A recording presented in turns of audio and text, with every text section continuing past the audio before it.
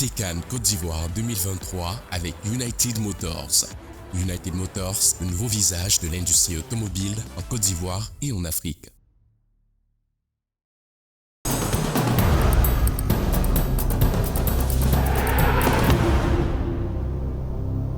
Plus de 3000 journalistes sont accrédités pour la Cannes Côte d'Ivoire 2023.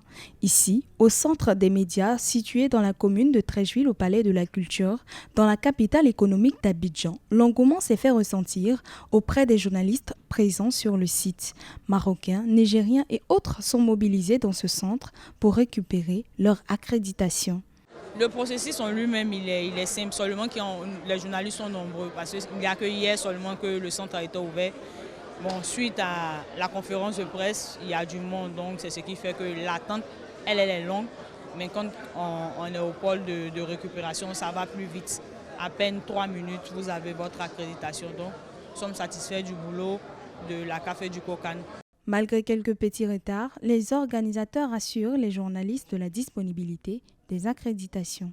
Il y a deux types de production d'accréditation. Donc il y a ce que la CAF produit elle-même et il y a ce qu'on appelle le LOC, donc l'organisation produit. Donc là, au niveau de la CAF, je pense qu'ils sont autour de 300. Ils sont autour de 300 accréditations déjà produites. Et puis nous, à notre niveau, on doit traîner autour des 1000. Malgré le retard, on pense qu'on pourra tenir le délai. Selon les observateurs, pour cette 34e édition de la Cannes, la CAF a reçu près de 6000 demandes d'accréditation, une première dans l'organisation de la Coupe d'Afrique des Nations qui sera suivie dans plus de 180 pays à travers le monde. De chapiteaux, ravitaillement en boissons, ouvriers à pied d'œuvre, revue de matériel, goodies à l'effigie de la Cannes. L'Agora de Koumassi se remodèle pour accueillir les 8000 fans attendus par jour tout au long de la Cannes 2023. Entre réunions de volontaires et installations, tous sont en action pour finaliser les derniers réglages. Nous sommes sur le site de l'Agora pour recevoir les bénévoles. Les bénévoles ou si vous voulez les volontaires pour leur expliquer un peu leur rôle et leur mission sur la fan zone durant toute la Cannes. Et donc à côté de cela, on a aussi les prestataires, ceux qui ont payé des stands marchands ou des stands de restauration. On a ces personnes-là qui viennent voir l'emplacement de leur stand. Et puis on a également les sponsors et partenaires qui viennent installer leurs conteneurs.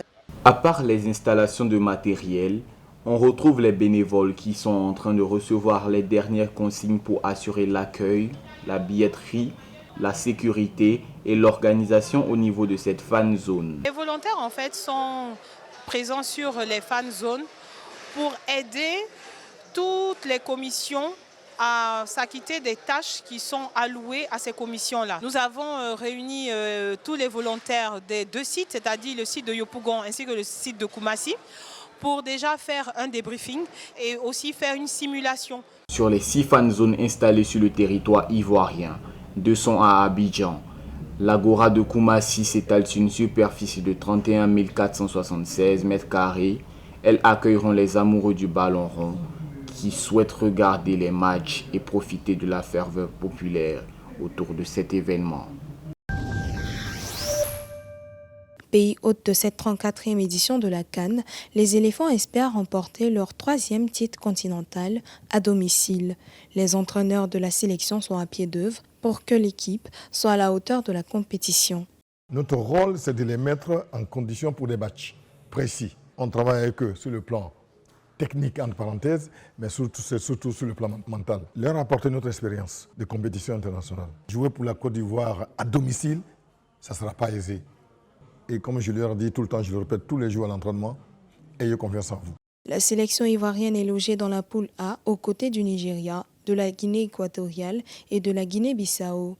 Si son principal challenger affiché est le Nigeria, les deux autres équipes peuvent créer des surprises aux favoris du groupe. Ça va être un groupe difficile parce que, comme je disais tout à l'heure lors d'une interview, il n'y a plus de petites équipes. Et puis le Nigeria, c'est costaud, c'est plusieurs Coupes du Monde, c'est Osimhen, c'est tout ça. Mais nous, on est la Côte d'Ivoire quand même. Le défi est grand pour les éléphants, qui ont ainsi l'occasion de redorer leur blason à domicile lors de cette Cannes qui se déroulera du 13 janvier au 11 février 2024. En Côte d'Ivoire, le comité d'organisation de la CAN COCAN a fait le point sur les derniers préparatifs avant le début de la compétition. Avant d'entamer la phase finale de la Coupe d'Afrique des Nations de football 2023, François Albert Amichia, président du COCAN, rassure quant à la mise en place de dispositions visant à faciliter le travail des médias dans les 5 villes CAN durant toute la compétition.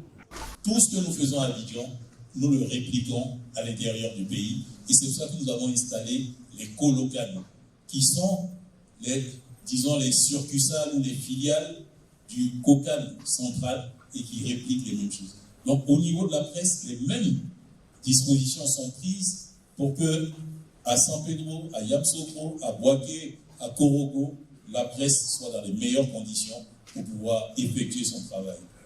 Concernant l'effectivité des infrastructures sportives, le président du COCAN souligne que la Côte d'Ivoire est prête pour accueillir l'événement continental.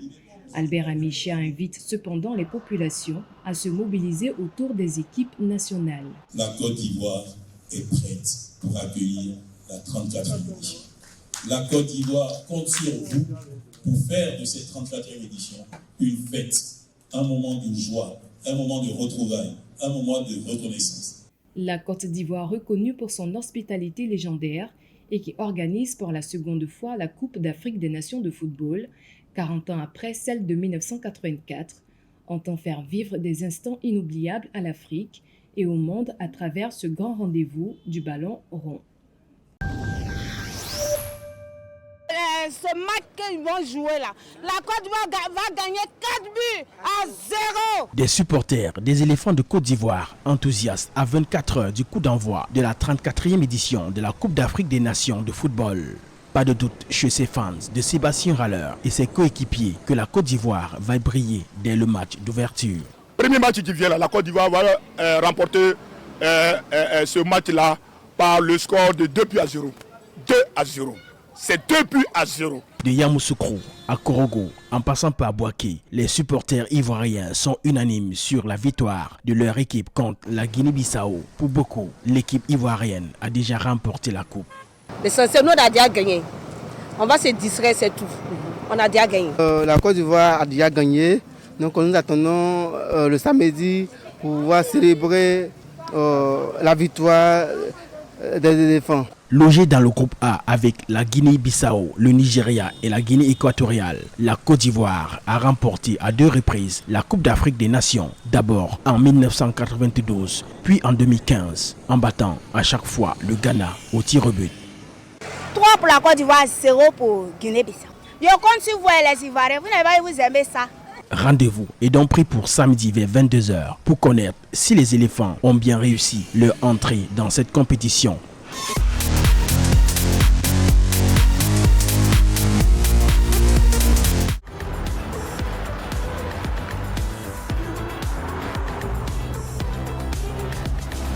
C'était le JT CAN Côte d'Ivoire 2023 avec United Motors. United Motors, le nouveau visage de l'industrie automobile en Côte d'Ivoire et en Afrique.